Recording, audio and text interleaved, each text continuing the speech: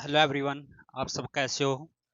आज का जो लेक्चर रहेगा class 10th element of mathematics की हम सीरीज चली हुई है और क्वेश्चन नंबर हम पहुंच चुके हैं क्वेश्चन नंबर 8 पे। और इस वीडियो में क्वेश्चन नंबर 8 का सलूशन करवाया जाएगा। इसके 3 पार्ट है और देख लेते हैं हम सबसे पहले जो आपके पास है क्वेश्चन नंबर 8वां क्या है। क्वेश्चन नंबर 8 क्या है, यहाँ पर देख सकते हो भाई। क्वेश्चन नंबर 8 है आपके पास है, ऊपर है यहाँ पर दे रखा है गिवन एचसीएफ, यानी आपके पास एचसीएफ दिया गया है।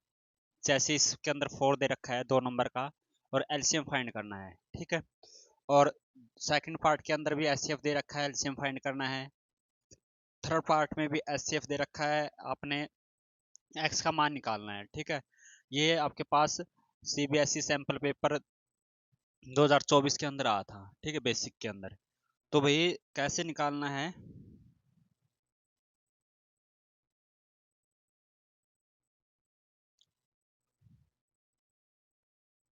देखिए।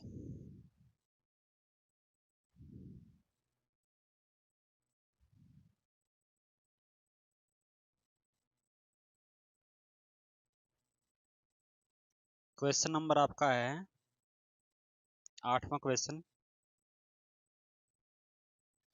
Question number 8। और सभी बच्चे इस वीडियो को शेयर जरूर करें अपने यार दोस्तों बच्चों में, जो आपके अगर कोई बच्चा क्लास 10th में अगर एलिमेंट मैथ कर रहा है या आप 10th क्लास में है।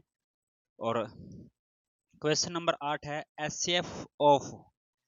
सबसे पहले तो जानना जरूरी है कि आपके पास 2 नंबर है, ठीक है, ए एंड बी, और गुणा में एलसीएम ए एंड बी, और उनका जो बराबर होता है product of 2 number, product of 2 number A and B. यानी आपके पास कोई भी 2 नंबर है, उनका जो प्रोडक्ट है किसके बराबर होगा, एचसीएफ गुणा में एलसीएम के बराबर होता है, ठीक है। इसके क्वेश्चन में यही कंसेप्ट लगेगा आपका। तो सबसे पहले जो फर्स्ट पार्ट है वो पार्ट है एचसीएफ। एचसीएफ गिवन है, एचसीएफ है 12,576, 12,576 और 452, सॉरी 4,052 का जो एचसीएफ है वो 4 है, ठीक है। आपने एलसीएम फाइंड करना है, एलसीएम फाइंड करना है इन दोनों नंबर का, ठीक है। सबसे पहले आपने लिखना क्या है, लिख देते हैं वी नो डैट। हम जानते हैं कि सबसे पहले कि HCF of A and B गुणा में LCM of A and B product किसके बराबर होता है, ए एंड बी के। तो सबसे पहले लिखना है एचसीएफ 12,576 और 452 गुणा में एलसीएम 12,576 और 4,052 किसके बराबर होगा, नंबर कौन से है, ये दोनों नंबर है। इन दोनों नंबर को लिखें प्रोडक्ट, इन दोनों का क्या होगा, प्रोडक्ट होगा जी, ठीक है। अब यहाँ पर गिवन क्या है, ये चीज आपके पास मिल चुकी, मल्टीप्लाई कर सकते हैं आपकी। यहाँ पर आपके पास एचसीएफ है, एचसीएफ कितना है यहाँ पर, 4 है। निकालना क्या है, एलसीएम निकालना है। तो इसके स्थान पर 4 रखेंगे जी, लिखेंगे एलसीएम, एलसीएम लिखेंगे जी, ठीक है, 4,052 और इसका ये होगा आपके पास,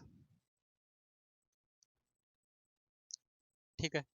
अब ये नंबर जो आपके पास है 4 मल्टीप्लाई में है, तो इस साइड क्या होगा, डिवाइड में, क्या होगा, डिवाइड में। तो इसको इस साइड में लेके आएंगे डिवाइड में, तो आपके पास होगा,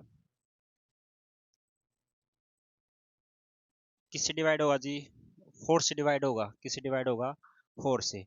तो 4 से डिवाइड करते हैं तो ये लास्ट का डिजिट तो डिवाइड नहीं होगा 4 से, तो इसको 4 से इसको डिवाइड कर लेते हैं।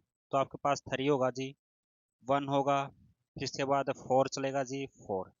अब 3,144 की 4,052 के साथ गुणा करने हैं जी। अच्छा, इतनी बड़ी गुणा, इतनी बड़ी गुणा होगी तो भाई कितनी आ जाएगी, 29,700, 29,000 नहीं, 127, 127, 39,488, ये मल्टीप्लाई आओगी,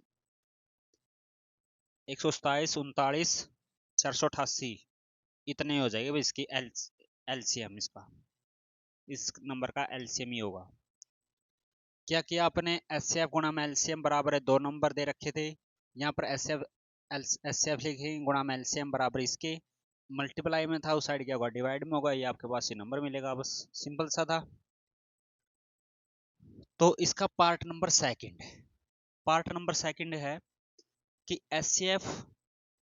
एचसीएफ 306 का और 657 का एचसीएफ 9 है, ठीक है 9 है, और एलसीएम ज्ञात करना है। क्या ज्ञात करना है, एलसीएम किसका, 306 का और 657 का, ठीक है, ये आपने एलसीएम फाइंड करना है, ठीक है। तो सबसे पहले भाई क्या लिखते हैं, लिख देते हैं वी नो डेट एचसीएफ 306 और 657 गुणा में एलसीएम 306 और 657 किसके इक्वल होता है। नंबर कौन से थे, नंबर जी 306 और 657 है, इनका प्रोडक्ट के बराबर होता है। तो लिखेंगे प्रोडक्ट क्या है जी, लिखेंगे प्रोडक्ट 306 गुणा में 657, ठीक है। अब क्या दे रखा है, अब भाई एचसीएफ दे रखा है, कितना दे रखा है एचसीएफ 9 जी। तो 9 दे रखा, क्या बात है, डरने की कोई बात नहीं, 9 लिखेंगे गुणा में एलसीएम लिखेंगे 306 का और 657 का बराबर है 306 गुणा में 657, ठीक है।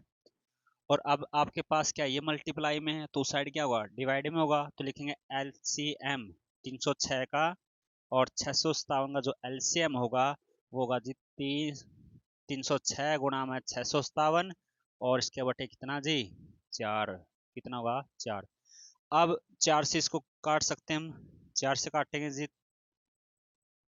सॉरी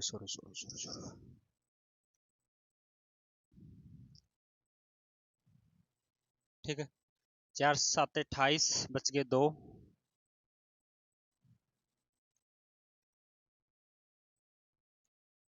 कितना था 9 था, सॉरी 9 था यहाँ पर, 9 था यहाँ पर, मिस्टेक ये थी, ठीक है 9 9 आएगा, 9 27 बच गए 3, 9 चौका 36, 34 के आपने 657 के साथ गुणा करनी है।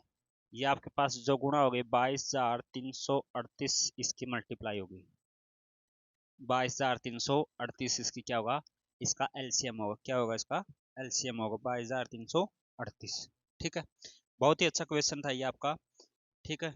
यानी आपने एचसीएफ 306 और 657 का एचसीएफ 9 है, आपने एलसीएम निकालना है।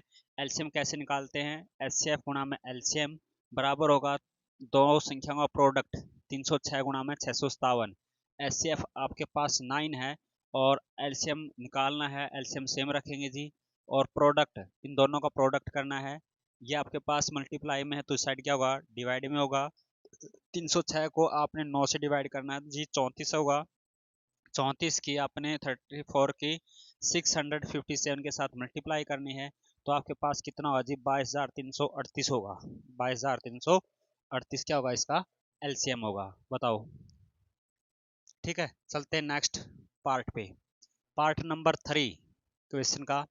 यहाँ पर है कि एचसीएफ गिवन डेट एचसीएफ 253 और 440 का एचसीएफ 11 है, यानी एचसीएफ 253 और 440 का एचसीएफ 11 है। एलसीएम एलसीएम 253 और 440 का जो एलसीएम है वो एलसीएम है 253 गुणा में एक्स, 253 गुणा में x, find the value of x, x का मान निकालना भी, एक्स का मान निकालना है। तो कैसे करते हैं इस क्वेश्चन को, बड़ा इजी है क्वेश्चन, आसान सा क्वेश्चन है। तो सबसे पहले लिखेंगे एचसीएफ 253 और 440 गुणा में एलसीएम, एलसीएम कहता है 253 गुणा में 440, सॉरी